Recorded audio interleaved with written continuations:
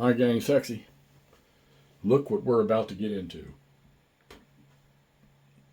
We're going to start playing Jaws of Victory. We're going to play scenario 23.2. Vatutin strikes the second blow, which I'm assuming is in this area here. So I've spent the last week reading the rules, and they're deep. They're very deep.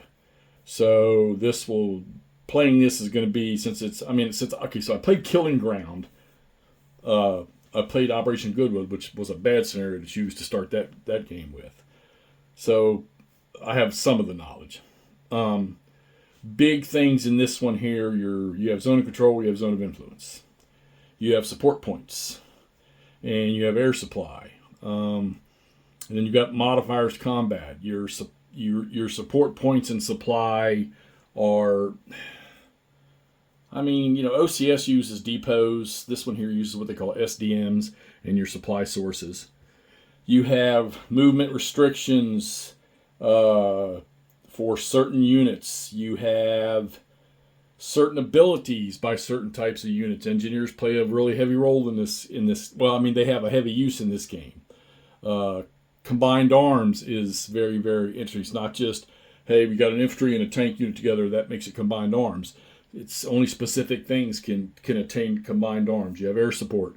You have optional truck movement for the Germans.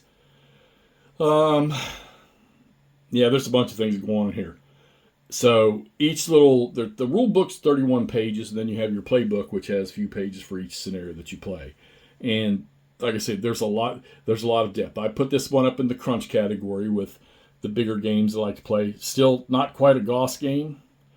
But just as I was reading these rules, and the counters have been set up for a while, and I haven't even, other than just looking at them to get references and stuff like I think it's in TCS where you have the dots on the armored units, i.e. this unit here, for example. He has a white and two black dots.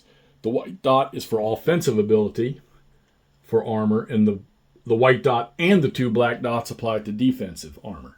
So you got to account for that. And it's funny, too, because during combat, I haven't done anything yet, but from what I gathered, combat, when there's armor and anti-armor, that you execute that first, and there can be step losses among the tanks before you actually do the actual combat. And then when you do the actual combat, from what I gather, those same tanks are included in the combat, but they don't take the losses.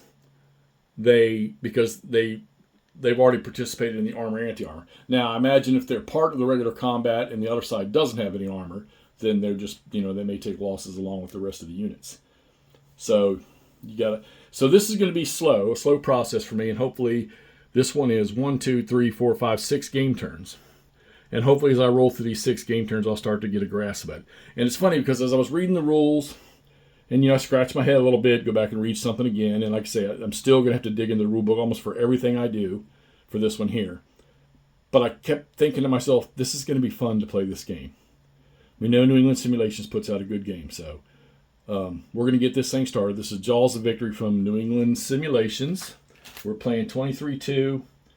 No idea what the date is on this thing here, but whatever. We're going to start playing it, and we're going to start posting videos as soon as we get rolling. All right, we'll talk to y'all soon.